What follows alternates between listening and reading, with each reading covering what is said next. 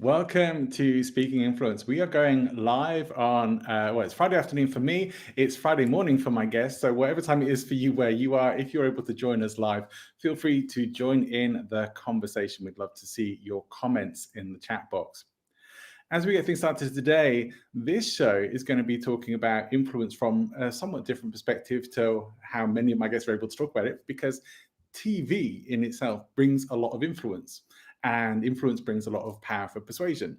Now, for someone who has been acting and also been presenting on TV and has a lot of experience in that department, we are privileged to be in the presence of a guest who is also going to talk to us about rhetoric, storytelling, and how to turn conflict into an opportunity to persuade. So this is going to be a really fascinating conversation. So I welcome to the show, Elissa Landsell. Thank you. I'm thrilled to be here, and this is really something I'd love to talk about. All of what you just mentioned, Johnny. So let's have at it. We're going to have some fun today. Now, I did warn you that I ask a slightly curveball question as we get started. So I'm going to ask you this. If you could, for just 1 hour or one day, be any animal in the world, which animal would you choose and why? I suppose I would be an elephant. First of all, because an elephant is my favorite animal in the entire universe, because of their majesty, because of the space they take up. I'm a big fan of taking up space as a communicator and as a woman. And this is sort of a physical manifestation of that. They're just such incredibly beautiful animals. And I don't know what I watched something the other day. I don't know if it was a movie or a television show, and somebody said nobody doesn't like, everybody loves elephants. And I thought, that's true, isn't it? I don't know anybody who says, oh man, I hate those elephants. I hope nobody does. Then they certainly wouldn't be our kind of people, No, right? they would be terrible people. I don't want to know those people. I just want to be an elephant. So there's your answer. Yeah. But there is a part of me that thinks I wouldn't mind being a dog for a day, just to actually find fetching a ball being fun.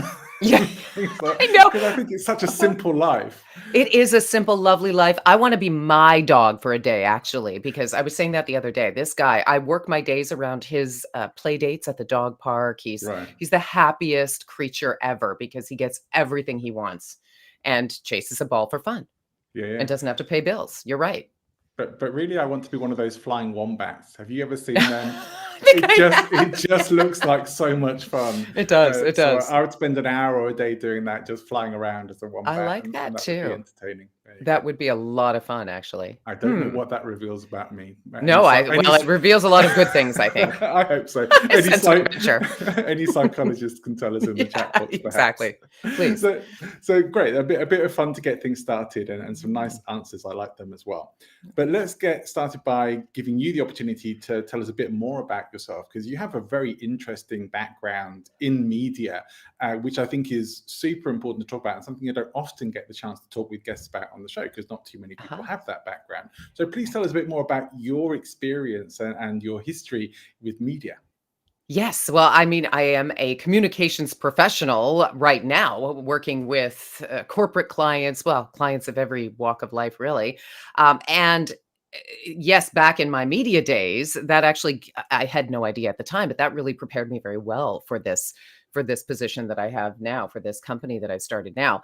I began my work as a quote unquote weather girl, such a sexist term now, but that's what I was back in the late 90s in Canada. Canada's Weather Network. I was there for a brief time before I got my first job as a reporter. So I worked for a few years in Ottawa, the nation's capital, as a weather girl, as an entertainment reporter, an anchor, a breakfast show host. What else? I did the new news. So it was one of those wonderful opportunities where you're doing everything just because of budget restrictions. So I learned on my feet there for a few years, came back, worked at country music television for about 11 years. Didn't know anything about country music television before I began that, but I did a little live work there as well as red carpet specials. And I've also hosted a bunch of home reno competition reality / shows. Yes. Yeah. And that actually fueled my love for home decor, which has not waned. So I continue to do that, but I don't continue to do a lot in terms of on-camera work. I mean, you and I both know media that the concept of media has really changed. And so I've changed along with it. I certainly, yes, I have my own YouTube channel, but that's my joke, unless you want to have your own YouTube channel and be, an influencer, as my teenage daughter would say, good luck being making it big in broadcasting, because even the word broadcasting seems a bit antiquated now, doesn't it? It does. Yeah. It does. And it's kind of showing. I was speaking to somebody recently, a wonderful person called Whitney Lawrenson, and she's perhaps known as being an influencer, but she would not, definitely does not like being called that, because there's so much Right. negative association with that. And yeah, Yeah. influencing and being in that kind of position where you can be an influencer or at least can be, and perhaps should be, a really positive thing. It should. And I wonder if we can come up with a better a better phrase for, a better term for it, that perhaps discusses or associates to the more positive aspects of that, because yeah, Absolutely. That's something that I talk with clients about all the time. These words that are seemingly positive, words matter, and we use a word like that, we have negative connotations. You're absolutely right. We need to change the language then. I'm not going to do it in this moment. You and I can probably not figure it out off the top ourselves, of but our it's heads, a no. great idea, because you're right. The concept in its rawest form is wonderful. Someone who can influence. And actually, I use that word a lot in my work with leaders. The whole, to me, the definition of leadership really is the ability to influence and inspire audiences to act positively. Yeah. That's my definition. So yeah, influence to me is something positive, but when you say influencer, it becomes something different. Right. And influence ultimately comes from status, becomes from your following, or Yes. what people know you for or about. So if you are on TV regularly, if you are appearing in things as a presenter, as an actor, then people are going to know you for that, and recognize you. And perhaps Mhm. those are things that automatically give you some sense of credibility. But again, in the Yeah, business world, it's the same kind of thing. You have to get to certain levels of influence to have certain levels of persuasion as well. So the it's true. higher up you are, the more persuasive you're going to be, because people will automatically assume. It's like the Cialdini principle, isn't it, of Yes. status, of authority. We Yes. cede to authority. Absolutely. Absolutely. And yeah, it's all about building relationships, is what I was going to say. I mean, and this is how we get to those senior levels. So I always say you're either building relationships, maintaining relationships, or eroding relationships. So those who are influencing others are constantly building those relationships and strengthening them. But isn't that interesting? Because so many people would think it's, and probably do think, that it's not about that. It's all about them and growing their ego and their cult of personality kind of thing. It's true. And those people, I mean, we've known of some world leaders in the recent past One or who two. have done just that. But I've always Yeah. said that, that, that evil never wins. I always say use your superpowers for good when you're learning these skills, because, yeah, which is why I add positive action to the end of my definition of leadership. It really is about making things better, I believe. And I think that if we make it all about our audience, everybody wins. That's another principle that I'm always, always talking about with my clients. Don't worry about you and your ego, especially if you're nervous to present or you're nervous to communicate something. Once you start making it about your audience, everybody wins. You relax, because now it's a conversation. You're not in your own little nervous headspace. You're thinking about what your audience needs, what they Yeah. need to hear, what they need to get from you. And it sounds altruistic, but it's also very self-serving in the end anyway. Yeah.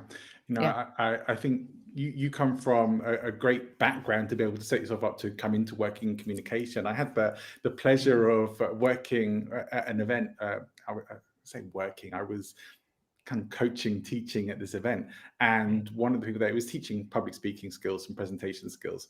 And one of the people who was there to learn was Renee O'Connor, who Mm. played Gabrielle in Xena Warrior Princess. That's what people Right. would probably know her from. Mhm. And that she is doing so much now, probably that people don't hear quite so much about, but very Right. active in speaking and helping and making a difference. And some people do really come from that background and are able to transform it into something else. And it is a Mhm. transformation, because they're not the same thing. Yeah. So I'm True. curious, from your experience, what are the things from that background that have helped you, that have been like tools and things that have helped you to make that transition and are still useful to you now? Yeah, from my broadcast career, you mean? Yeah. Yeah. I would say really the idea of connecting, of human connection. I have put a lot of thought into this because it was always this sort of nebulous sort of references I would make to my television career, but I realized it all comes down to human connection. And I remember somebody that, well, actually, my first supervisor that I worked with in country music television, on country music television, who came in and said to me, "Talk to the camera like it's your sister." I said, I don't have a sister, but I get your point. Right. It really is about making a human connection through a lens, which is what I'm doing with clients right now as we struggle in this virtual world to I hate to keep saying maintain human connection, but that's exactly what it always is. And some of that has been lost through Zoom fatigue. And so it's all the more important to think of someone in your mind's eye, think of your audience, at least one member of your audience or one member of your audience at a time. And that's how I believe, became very successful in my work. I remember people meeting me in person. When you're on the local news, you are the local celebrity. 20 years later, I go to Ottawa and people say, "Oh, I know you," which is really fun because not because of anything egotistical, but because, yeah, I was in your living room. I talked to you, not at you.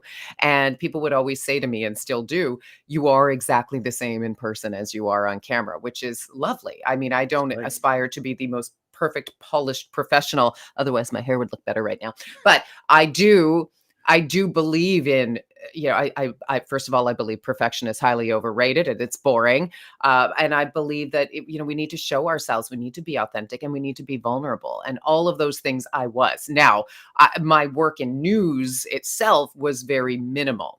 When you are a news anchor, that's a whole other story. You Mm. you have a certain set of parameters. But for me, being the roving weather reporter and entertainment reporter, and then lifestyle and you know uh, breakfast television host, I was able to just be me and use my sense of humor. And you know, I never did any branding work, which I now do with my clients. But essentially, I built my brand, and it was a very authentic, real, organic, whatever you want to call it, brand. Someone who uses humor, someone who is, I don't even know if I'd say humble, but I used to be self-effacing. I've shifted that a bit, and I would Right. recommend other people do as well if they want to be seen seriously. But all of those things, I've carried with me into my work. And when I moved into corporate communications, that was not easy. And it's not going to be easy for everybody to do that in terms of making that human connection because, like I said, it's vulnerable. Um, it's depending on the environment you're in, can be unusual. I have a client who says, "Well, in my organization, everything is very strictly, professional, and you're not Yeah. allowed to reveal anything personal." And I said, "Well, courage is another tenet of leadership that we might want to consider. Be courageous enough to be yourself." And when I started to do that and bring my own personality and authenticity into my corporate work, that's when I started to become successful. And only then. So Yeah. that's what I would recommend to people. Yeah, I absolutely love that as well. What was it for you that triggered that transition and maybe make you start to think, oh, yeah, I think I could be good at that. And that's something I'd like to do. Yeah, well, it was I wish I could say I chose it all along. I had it plotted on a map and I did it perfectly and I hit all my goals exactly as planned. No, it was conflict that brought me here. It was an upset that was sort of thrust upon me. I can tell you, because I'm a big storyteller, I'll try to keep this story short. But essentially, I was thrust into the corporate communications world when I lost a show that I was working on. Well, I lost my job essentially. I was always freelance, but I had worked for country music television for many years. Never told the story publicly. Uh, and I was getting jobs left, right, and center on the side. I did the home reno shows on the side. And my boss always said, "What's good for you is good for the network," which was wonderful. So I did commercials and I hosted other shows and I would go to Calgary and shoot for a month. I'm getting to a point here to answer your question. And so I was asked to do another home reno show. And I said, "But I'd already committed to doing this one show." And they said, "Yeah, but it's for the same parent company. You really need to take it." And I said, "But I've already said yes to this other one." And they said, "You have to take this job or you're done with us." at this network. And I said, well, I guess I've got to say no then. So I went and did the show that I had committed to. That show got canceled. The other show went on to great success. I don't know if you've ever heard about the Property Brothers. Yes. I'm sorry. Yes, Johnny, yes. And for years, imagine seeing your biggest, what you think at the time is your biggest career mistake plastered on the cover of People and everything. Every time I see them, I now get a giggle. So the moral of this story in the end is things like this happen for a reason. You need to embrace this kind of change. So I ended up going from in demand to not having a job in television and just being thrust into this work in corporate communications. A friend of a friend said, you should do this. And I was angry. I was sad. Everything that I thought I had built, I thought I had lost. And so this is what I mean when I say through conflict comes opportunity. So when I stopped fighting it and said, okay, this has come along for a reason. How can I take what I've learned in this previous life and previous career, which I hope isn't over, and apply it to what I'm doing now? I figured that out. I figured out how to do it. I thought if they don't like it, they can fire me. I need to be able to wear this material that I am conveying to my audience, the stuff that I'm teaching. I need to be able to wear it like a suit, or wear it like my own old pair of jeans is probably the better analogy here. And so I did. I started to use my humor. I started to use references from my own experience in television. And I found that people grasped onto that and were able to apply it to their own lives, probably because I'm passionate. I use what I was passionate about. And that's another secret, I would say, is to be able to channel your passion, even if what you're doing you think is totally boring. Find that thing that lights you on fire and see how it applies in this case. And if it doesn't, maybe consider moving to a career or an endeavor that does light a fire for you. And that's what I did. I feel like I have to ask, if you could go back knowing what you know now, would you choose the same thing again? I would choose exactly what I did. And I can only probably, I would say, since the pandemic started and I launched my own business, can I say that? If you had asked me just prior to the pandemic, would you go back and do it all over again exactly the same? I would say, no, I would have taken the Property Brothers. I would have taken that job. Who knows? I may have messed up that show and maybe these guys wouldn't even be famous and we'd all be on the street. Who knows what would have happened? Yeah. But I'm not interested in finding out now, even if I had a time machine, because I am where I need to be. And I finally feel as though my worlds are fitting together in a really wonderful way. Yeah, it's interesting. I kind of got asked, or in a group that I'm in, the question was asked about like most memorable moments as an entrepreneur, and I say, no, well, people saying all these wonderful experiences. Someone's talking about a TEDx talk and stuff like that, and I say, mine isn't so good. Mine is like crashing and burning my first time out the gate, that sort of thing, because I didn't know what I was doing and I didn't get the help that I really needed and should have asked for, and so many things, and really falling flat on my face. But that whole story, that whole experience, I have told numerous times now, and the lessons that I've learned from it, to a point where, although it's a long time ago now, I still wouldn't change it, even though it was horrible at the time. It really was bad. So much good has come from that, and so many valuable learnings from that, and also a story that people have told me has been inspiring to them, and it's kind of say, yeah, we need to hear these real stories of when things have really sucked and you've come through it and come out the other side of that. And it's it's amazing how important it is. But I think we do always need to get to a point in life where we've said, look, it's always down to us to make the very best of whatever decisions we make and whatever outcomes we find ourselves in, to a point where we should be able to hopefully find ourselves in a position where we can look back and say, I would not change it. This is exactly where I want to be. And I think it rests on us. Absolutely. So much of what you're saying resonates with me on so many levels, especially the idea that we get to the successes we get to, not in spite of these conflicts, but because of them, right? As you say, these are valuable learnings that you can't read in a book. Someone could tell you and you'd nod, but you wouldn't really believe it until you've experienced that, until you've, as you said, fallen flat on your Yeah, face. yeah, that And that it's was taken me till I was 40 something to figure that out. that was a So, time when I still believed that failure was the opposite of success, and I right. don't believe that anymore. Failure is No. part of the road to success. It's a critical part of the road to success. I truly believe that. And I Mm, think I don't know if it's generational. I think of how I was raised. I was raised based on, I love my parents. They're lovely people. They raised me very well. However, there was this whole don't do that because. So making decisions based on fear of failure. You can't do that because this bad thing might happen. Oh my gosh, don't rock the boat because this bad thing might happen. Um, and I'm encouraging my daughter now, and even my parents, we're all learning from each other now. And I'm saying, it's not the worst thing to fail, because failure is the path to learning. yeah. And if it feels bad, it probably means you had to go through it and you're going to transform from it. Yeah, Yeah. and one great thing that I would imagine you brought with you from your broadcasting background to what you do now is some level of confidence to be able to get up and just speak Yeah. in front of people and Right. not feel self-conscious about it and things like that as well, which is super important. It makes a huge difference to how you can present and talk and relate to people. It's true, although I don't wanna give the wrong impression. I do have nerves, and the day I stop getting nervous is the day I need to retire, is another one of my famous sayings, because nervousness to me is excitement without breath. I work with clients on that. Add breath to your nerves, and it comes across as confidence. Yeah. And it is, in essence, a form of confidence. But really, I have never felt completely at ease. Even when I'm doing well and things are feeling good, I do have that. I don't know if you want to call it anxiety. It probably has its roots in anxiety.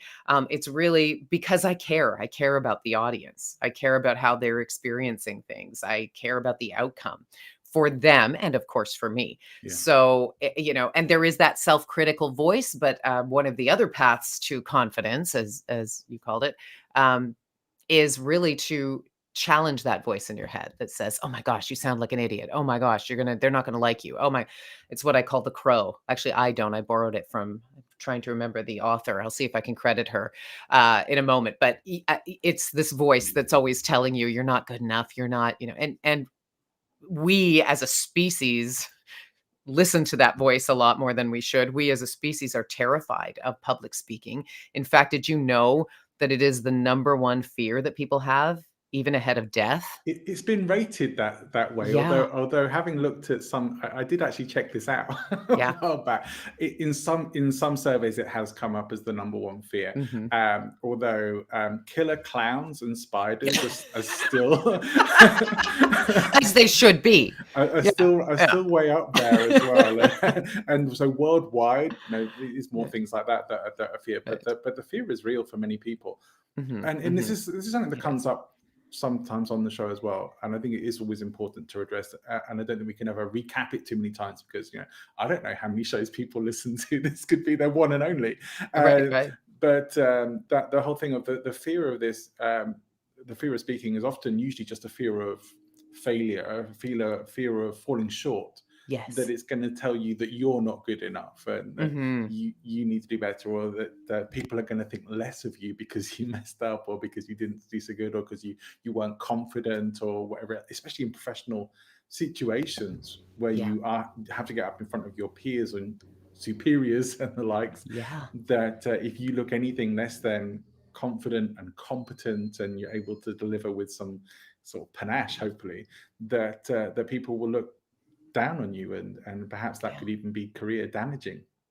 Yes, and I mean, the fear is real, and certainly if you look less than confident or seem there are many words that come to mind, whether it's just stressed or unsure. Being uncertain is not what I would advise. That said, I really am all about authenticity. I mean, no one's going to beat you up if you say, "Okay, you know what? I don't know." Unless you really, really, really should know, and it's at the very core of what you do for a living, to say, "I don't know," or or "I've forgotten my thought. I could do this at some point during this podcast. Give me a moment. I've had a little brain meltdown. Let me think." Okay. Or, you know what? I failed at this. So again, if we are authentic and forthcoming, to a degree, to an appropriate degree. I Mm. think this, no one's going to beat you up for it. If we extended ourselves the same courtesy we do to those we listen to, that we follow, the world would be a much better place. Yeah. If we're in the audience, we give people the grace if they're taking a moment or they admit to making a mistake. We actually think that it shows well on them. Like, wow, that's what I want. I want a leader who can tell me they made a mistake and that they need to fix it, rather than someone who BSs me in a polished, way with charisma. Yeah. So I think this is what we need to sort of turn that lens toward ourselves and give that kind of grace to ourselves. Yeah, I do think it's okay to say I don't know, Hmm. but so many people see that as a sign of weakness, like "Oh, I'm supposed to know." And Yeah. is that the problem? I think is generally making excuses for not knowing. That's where it starts to become an Yes. issue. It's like, oh Yes. well, I would have, but or I should know this, or it's just like it's okay to say I don't know, or say Mhm. I will find that out. Yes. I can't answer that right now, or I don't have enough information to answer that question Exactly. right now. But those Mhm. things are all okay to say, but people Yeah. have this fear in their head of being able to say those words, and Yes. then all sorts of other horrendous stuff comes out instead, It's usually. true. Exactly. In our quest for perfection, we end up becoming highly imperfect in not the best way. And again, I always like to say it's about connection, not perfection. So again, if you are connecting on an authentic level to people, with people, you can't lose, or you can very, very rarely lose. And I Mm, would use this as an opportunity to follow that up by saying, sharing facts and all the facts and having all the facts, that's okay, but it's really about sharing what's in here, your conviction, your beliefs, what you believe in. And when we do that, and when we lead with those kinds of statements, we are inspiring. yeah, And this fear of not knowing everything is really, look, we all have these magic devices that can get us any amount of information at any given time. So information as a commodity is like not as big as it was, let's say, when I started off in the workforce, where the more you knew, the higher up you went. In your company's corporate hierarchy, we have a flattening of the hierarchy now in many cases, and maybe that's why it's more about ideas. And the yeah. more we can share those ideas, and you can't be wrong about what you believe. It's your belief, right? So knowing who your audience is and keeping that in mind, sharing a belief that is compelling to them is the way to reach hearts and minds. Yeah, and there's a Yeah. whole school of thought now that I think is growing, and I think this is a good thing. That because we no longer do need to hold so much data and fact in our brains, we have Mhm. these memory extensions, these data Yeah. extensions, if you like, that we carry around with us. Yeah. That it's more important now to be focusing on being able to ask better questions, to be able to focus on exploring our curiosity and Yes. thinking about things in new and different ways, rather than focusing on filling our heads with facts and data. There was obviously some levels that we need to know, we need to have that grounding of knowledge to build that stuff on. Yeah. But yeah, it's Oh, a much more totally. powerful way of thinking, Ye and hopefully where we're heading. Yeah. Yeah, it's absolutely, and you said the magic word to me, which is curiosity. I mean, I could write a book on curiosity. Just be curious. Like, that's it. When you are curious, you are an active listener, which is a huge skill of leaders and great communicators, right? You ask the right questions. I know this from my journalist career. You ask the right questions, and whole new worlds can crop up. Speaking of which, here is a fabulous quick technique any of your viewers and listeners can use. It's Great. what I like to call the double click. So somebody says something to you, all you need to do is repeat. So you might say, I don't know, I went for a walk in the park yesterday. I'd say the park. You went to the park, and you would probably expand on that and tell me more about it. I might end up finding a lot more about you and about what you do than if you had just spewed a bunch of facts and I had written them down, or I had it's curiosity gets us everywhere. And I had to learn this the hard way by having my set list of questions in my journalist career early in my career, and checking them off versus putting them aside and having a conversation and double clicking on those things. Wait a minute, back up. Did you say X? Tell me more about X. and with authentic. I mean, it needs to be authentic Of curiosity. course. Otherwise, it becomes an improv exercise, which is fun, but doesn't really Yeah. get you anywhere. So yeah, I think that is really the key to change making, to leadership, to all the things that we really seek is simply being curious. There's a lot of power to reflecting people's own words back at them as well. Like not Oh all of them, yeah. but just some of their own words back at them. That Mhm. firstly tells them that you are really listening, but also it's a cue, like you say, it's a cue for them to expand on that, and is often Mhm. used as a negotiation technique and in other Yes. aspects as well. So I recommend anyone to play with that in any part of 100%. your life. It's probably going to improve your communication vastly. 100%. So I think Yes. that's a And then we'll great all tip. become great investigators too, if we want a side career. Fantastic. That's a great Yeah. tip to share. I appreciate that. Yeah. One of the things that I want to get to is and talk about curiosity. I have some Yes. curiosity about you mentioning storytelling, and Mhm. it's talk about you were doing some level of that in your broadcasting and journalism career, but now you have a bit of a different take, I would imagine, on storytelling and use it perhaps a little bit differently. So tell us Yes. a bit about what you use storytelling, how you use it, and maybe why you use it now. Yeah, I mean, you use storytelling every time you want to make a connection with someone, I would say. And we do this all the time, obviously, and our brains are hardwired to um, want to listen to stories. This is why the movie industry is so big. This is why Netflix is so huge. This is why we read books. This is why children love to hear stories. We know this, right? Right. And in my work as a reporter, of course, I would file 2 or 3 stories a day sometimes. They needed to have a beginning, a middle, and an end. So yeah, I filed that away when I began my corporate career. And then I finally made that connection and thought, let's take a more intentional approach to storytelling. We do it all the time. Sometimes we don't do it so well because if we're not intentional about it, you might tell this a big long story about how your way into the office this morning, and people may or may not be listening. Right. But when we take an intentional approach to storytelling and we really get structured with how we tell it, we have this amazing opportunity to get buy-in even before we ask for buy-in, right? So I basically I would say start with the point you want to make to your audience. What is your message? Essentially, we always use that word message, and then you can backtrack. You can reverse engineer a story by asking yourself, what experience do I have that led me to believe this?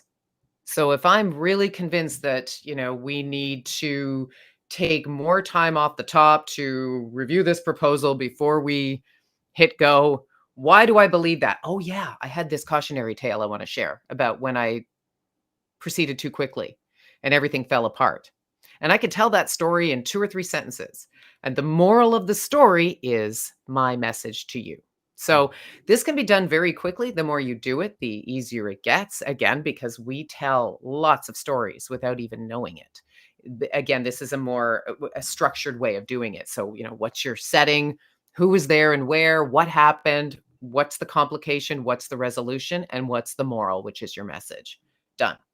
And this, I find people at all levels, in any position, any client I've worked with has been able to do this very effectively. Yeah, I mean, the art Yeah. of being able to weave stories like that into your conversation and your professional conversations, especially, is Mhm. masterful. I'd say when you get to doing it well. Yes, and the funny thing is everybody thinks they're a terrible storyteller. Most people do. If I say, "Are you a good storyteller?" "Oh, no, no, no." They might think of this great leader that they listened to or watched, or a public speaker, a politician. "Oh, well, they're just good storytellers. I'm a terrible storyteller."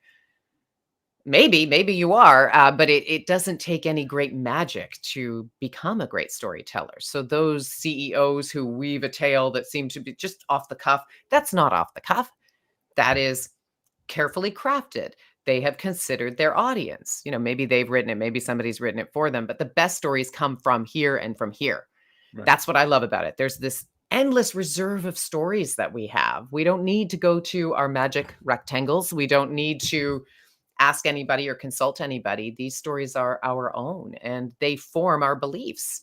And if we want to inspire and influence people, we got to share those beliefs in a way that is really compelling to them. And storytelling, there's no better, quicker way than storytelling, I would say, to share Yeah, that.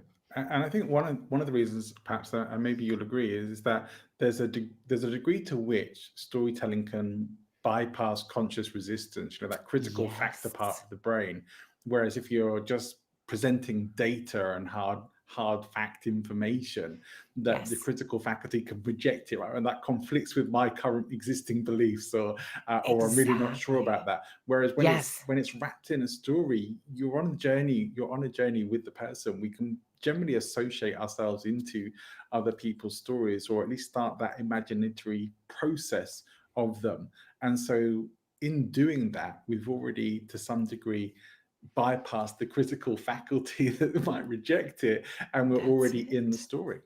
That's it. Exactly. I like the word bypass. That's exactly what it does. And in fact, there's a book that addresses that. It's Pitch Anything, I think it's called. And he talks about the crocodile brain and how it perceives things differently and how we want to appeal to that. And this is how we do it. This is one of the ways, one of the Yeah, biggest ways to do that is yeah. storytelling. Yeah.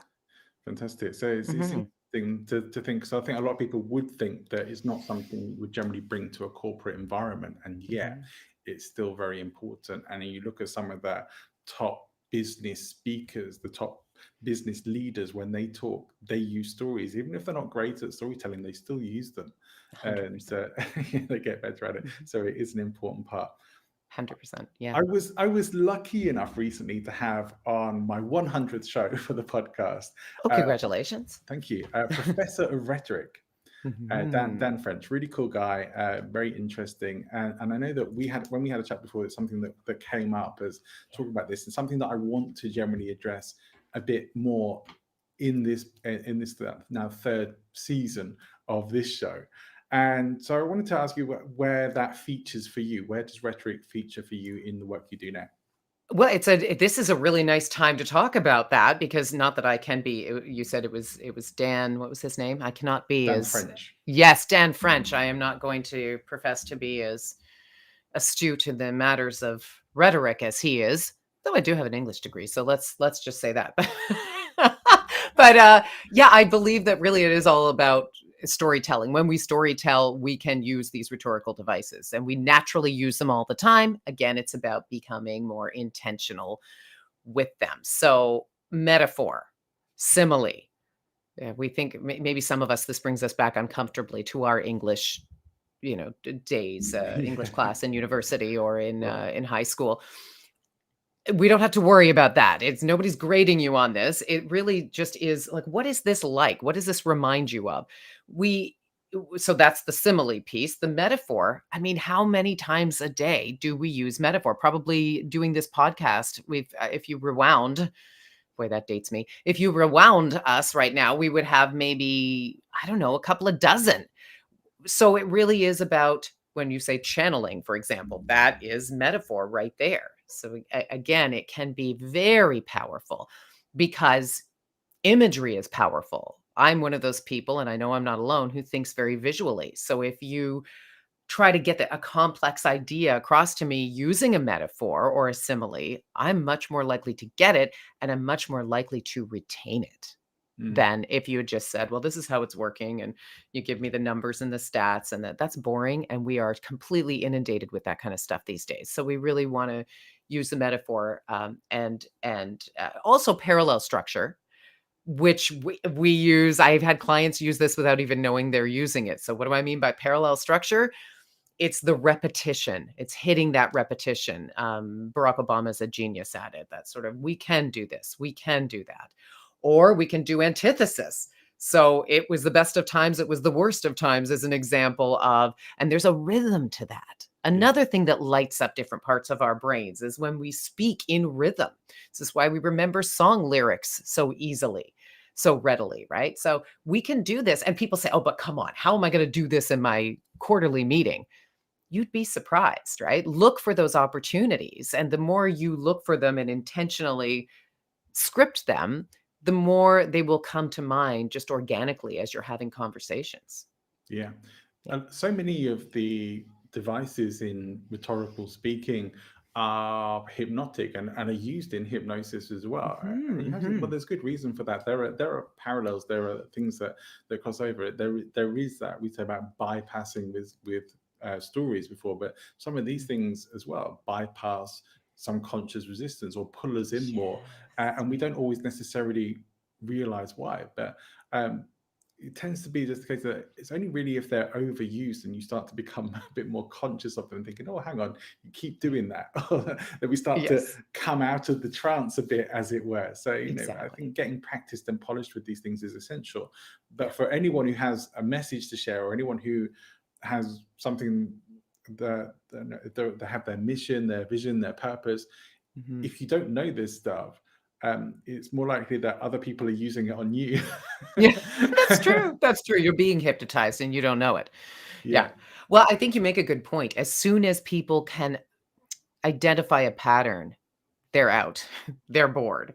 yeah. So you don't want to overuse it. But this also applies not just to rhetorical devices. It also applies to vocal expression. It Right. applies to, so if, I might be using the same series of notes, which is what some of my clients do as they're reading a script that they've got on their screen and they think they're being so sneaky putting it on their screen. But again, as soon as your audience identifies that, or if it's a monotone and they identify monotone, they tune out. So we need, as humans, we crave variety. And so yes, use these devices, use them sparingly. The second people, and we can actively listen to see the second people hone in on that, right? You can see Yeah. eyes go dead or look away, and that's a huge part of influencing and inspiring people is being able to just shut up and listen, which is what I'm going to do right now. Yeah. I loved your demonstration there. You did that very well. I think you've done that before. But yeah, Yes, I have. it Yeah. was very good, and it highlighted a point, something that I haven't talked about for a long time, I think. But Mhm. I often notice, especially watching, because still watch some things from British television, even though I don't live in the Yes. UK anymore. But Right. you sometimes see this with people presenting. They go into this, what I call presenter voice, but Mhm. it's not a good presenter presenter voice. It is Right. like, I'm presenting now, and Yes. so it's almost shouting. It's like he's talking at you. It's not really talking to you, and there's this big difference, and everything gets a bit over exaggerated, and the intonations kind of in the wrong place, because Right. that's. I feel that it's just because they see and hear other people do this Yes. and copy that. Yes, and people have to, and this applies to the business world as well, where people say, well, but they do it that way. They say it that they use these big words and jargon. So, that's our CEO. So are you saying he or she is wrong? And well, in a word, yes. So it's really just because somebody else is doing it doesn't mean you should be as well. So really, it's almost this Absolutely. emperor's new clothes phenomenon where we Yeah, all sit yeah, around and nod and smile, even though we don't know what they're saying and we're not inspired by what they're saying. And yeah. that's probably speaks to what you talked about in terms of the hierarchical structure and the fact that we give people credibility because of their position. However, if we really want to inspire people, yeah, we have to do away with that. And I mean, I'm began my career at a time 20 some years ago when this is how we spoke. I had to take the announcer out of my voice. And I recently found myself on YouTube from the 90s and it was horrifying because yeah, I had that kind of I read like an announcer would because that's what everybody did. And I've spent years stripping that away and finding my own voice. Yeah. And I work with clients a lot in finding their own voice, like literally and figuratively. There are going to be listeners now who are going to be Googling that to They're get the Googling, yeah, they're comparison. looking. Thank goodness most of the stupid things I did were long before YouTube, but every now and then somebody posts an old piece. Yeah, I invited that. Oops. I'm very glad that the first video that I ever put out on YouTube, actually, maybe I'm not, I deleted it, but that was because I ended up getting trolled really badly for it. And it was a long time ago. This is like early days Mhm. days when you could put a YouTube video up and you would get comments on it, Right. because not so many people were. Now you can put a YouTube video up and it can be ignored for years. Yeah. It's, It's true. Yes, thank yeah. goodness, right? Phew. a very different time. Yeah. But yes, some people say to me, "Oh, you should have left it up there." And it's like, if I do find it, maybe I will, because it's Yes. terrible. It was really terrible. And we have to have the courage to share that, right? I mean, I don't like to hang, I'm not a fan of hanging one's dirty laundry out on social media, etc. But I do believe in presenting my whole self, Yeah, as much as I humanly can, yeah. because I mean, it's not inspiring when you are this polished, hyper polished version of your actual self. I think we can learn a lot from ourselves and from each other by laughing at ourselves and by acknowledging the People less than perfect pieces. Yeah. people should be able to see an evolution though in your Yes. development. Yes, we hope so. Yes, that's true too. If you look back and go, "Oh yeah, that could have been me yesterday," then maybe we got a problem. Yeah, So true. I want to circle back, whilst just keeping an eye on time here. I want to circle Yeah. back to the conflict as an opportunity to persuade, because you said Mhm. about like some of your career opportunities really were created from conflict. But I think a lot of people would really say, well, how does conflict create an opportunity for persuasion Yes. when it really is like sending you in opposing ways? It's like two magnets polarized against each other, it's like pushing apart. How Right. do you transform that into an opportunity? Well, you do with mindset, first of all, and because again, I refer back to this whole idea of me being raised to fear things. So you fear and avoid, fear and avoid. It's tough when you've been conditioned that way, but I'm a living example that it's not impossible to start changing your mindset and shifting it. And the first thing I ask people to do is to assume a positive outcome. And this isn't me being all Mary Sunshine, but imagine what a positive outcome could be, looking at it as an opportunity. So when I say conflict, I'll back up even further and say conflict to me is simply when there is disagreement, any instance of disagreement. It doesn't have to be a heated conflict. Let's start with the ones that are simply, well, you see it like this, I see it like that. So instead of the what I call the yeah, but mindset is that and by the way, you just used magnet as a wonderful metaphor. Thank I you realized for that as illustrating soon my as I said point. it. Yeah, Yeah, it's great because there's my you created this amazing image in my mind. Yeah, that's how people view conflict. That's the yeah, but where you say something and I'm not truly listening. I'm not curious. I'm not actively listening. I'm preloading my next yeah, but we can't do that because yeah, but. yeah. And I actually do an improv exercise to prove this point. It's the yeah, but and the yes, and. I don't know if anyone has heard of this one. It's great. So we can say, oh, we're planning a party, and we go around the circle, and everybody has to, your only prerequisite is that you add yeah, but at the end of everything. So, or yes, but if you want to be more grammatically correct. So it might be, well, okay, I know that she likes balloons, so let's get balloons. Yeah, but those are environmentally unfriendly. Yeah, but she likes them, so we should get them and we can afford them. Yeah, but, and by the end of it, we have nothing but an argument. Right. Whereas, okay, I'll start the same exercise with the same first statement on balloons, and I'll say your only prerequisite here is to begin your sentence with yes and. So then it's yes and we can maybe find some environmental solutions, for this. Maybe there are environmentally friendly balloons. Yes. And now we've moved on to something else. Yes. And we can get the band she likes. Yes. And we do need to be mindful of the noise, of the volume for the, instead of, yeah, but it's going to be too loud. It's yes. And so we are now focused on solutions. So if you have that yes and mindset, that helps. Assuming a positive outcome will help you become more curious. You can do that double click exercise within this. So instead of the head shake, no, no, no, you're wrong, to say, aha. I might even say, I hear you, and I might, and not just say it superficially, but I understand what you're saying. And I might give you a sentence to show you that I understand what you're saying. And I will say, and I want to challenge that. As opposed to, yeah, but you're wrong. And I've actually heard people shut people down. Wrong, wrong, wrong, you're wrong. And I will say, and I think that's very authentic to say, I'm going to challenge that. I believe something completely different. And here's why I want you to. And so I'm going to take you with me as opposed to resisting that magnet metaphor you talked about. It's more, let's turn the poles around here. And actually, even though we might still disagree, that's okay. Mm. Disagreement. And I also ask people to say, to think to themselves, think of any great thing they've ever accomplished. Did you accomplish it without any kind of conflict? If you did, I'd love to hear from you. through conflict comes great stuff, for lack of a better term. That's what I truly believe. And if I think back to everything I've accomplished, there has been tremendous conflict. You and I have talked about that, the fall flat Mm. on your face. If you didn't have that kind of conflict, either within yourself or with someone else, would you truly have achieved what you have achieved and feel the way you do about it? And the answer I say is no. Yeah. Yeah. It's we appreciate more in life the things we have to work harder for.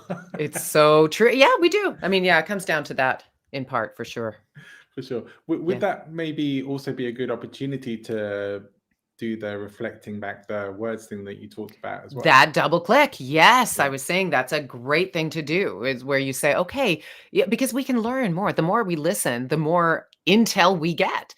So I might just assume you don't want to do this because of time, but the more I double click and say, it sounds like you're concerned more about something else. Maybe it's not time. Maybe it's resources. Is that right? Yes. And it has the added benefit of you feeling heard. And people like to feel heard. So yes, thank you for listening to me. And then I might even change my mind. Who knows? But we're going to come to a better resolution all around if we listen to each other and we assume a positive outcome. I feel like it's time to burst into a chorus of "I'd like to teach the world to sing in perfect harmony." Let's do it. No, I'm not going to do it. It's too early here in Toronto, but Let's not. I'm not going to subject people to my singing. no, but this is but all I about, love that. yeah, it's all about moving more towards unity and harmony Yes. than Yeah. to conflict and apart. Yeah.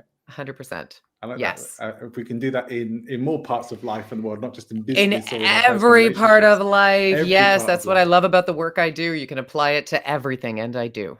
Absolutely. Mhm.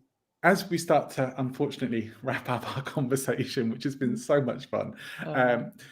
I want to ask, how can people come and find out more about you and connect with you? Yes, well, they can find me on my good old-fashioned website. It's rockstarcommunications.ca. That's the company I formed at the beginning of the pandemic. And rockstar_communications on Insta is the first place to go, I would say. And you can find out what I'm up to. Yes, I have that YouTube channel. And me being completely authentic and honest, I'll tell you, I haven't updated it in a while. But I do welcome your suggestions for upcoming topics. Things have been so busy with Rockstar that I've taken a bit of a break from that. But yeah, find me on the website, drop me a line, and I would love to sign you up for the newsletter that I send out with these gems and more. See, there's my broadcast voice, Johnny. I know. But wait, there's more. It's one of the things that has really stood out for me is that you are a delight to listen to. You've got such a great voice. Oh, And thank you. It's deep. It's for sure. It's great to have a kind of voice that people want to listen to. Sometimes I get feedback from listeners that they love hearing my voice. So it's like, It's a lovely voice too. Thank you. I Yes. have a face and a voice for radio. So. Oh, stop. No, you don't. But I've heard this one and you don't fit. I keep insisting on doing video stuff as well, just because it's like, I'm so glad you do. I have to look at me so. Oh yeah, whatever. No, I think it's fantastic, and it's I love the visual medium, but it just makes it brings such a fabulous dimension to communication. Yeah, so I'm I'm sure it'll never go away, and I hope it never does. Yeah, absolutely. Yeah. I think I only really had that sort of level of self-consciousness when I first started. So I jest. I know it's Yes, not so bad, but I do always like to ask my guests for some book recommendations. Yes. So what would you recommend? The last business type book that I read that I loved was Trailblazer, Mark Benioff. That's a really good one. If you are starting your own business as an entrepreneur, it's got some fabulous gems, and it's very much consistent with what I've been talking about in terms of reaching hearts and minds and being human and being authentic. So that's a good one. And then an old favorite of mine is Loving What Is, Byron Katie. It's has a bit more of a spiritual bend. The whole idea of, and it's very consistent with what I like to say to my clients, which is don't should all over yourself. It's a terrible expression, but it'll stay with you. People saying, I should do this. I should have done that. He should be like this. She should get the work done. And it's really about you shouldn't because you didn't. And moving into a place of acceptance of what exists, which is also consistent with the double click. Oh, really? That's great. Tell me more about that. And it brings you to a more present place in your life and in your work. And again, I highly recommend doing what she calls the work in the book. Yeah. Yeah. And regular listeners to this show will know I'm not a particularly spiritual kind of person, Hmm. but I will say I have loved Byron Katie's stuff and got Oh, a lot good. and So got you're a lot from familiar. it. Yeah, Yes. I am Yeah. familiar, Yeah. and I think She's brilliant. it's a great recommendation. In fact, I think you are the first person to recommend her on the Ah, show. So there you I go. appreciate you for that. I think Yeah. she's great. I love what she She does. is. She's amazing. Fantastic. It has been a real pleasure to speak to you today, and Thank you. it's so Pleasure to much talk to you. fun as well. I hope Yes. maybe we can get you back again in the future and talk about even more wonderful things under the sun. I would love that. Thank you. Thank you so much, Elissa Landsell, for coming and being my guest on Speaking Influence. Thank you.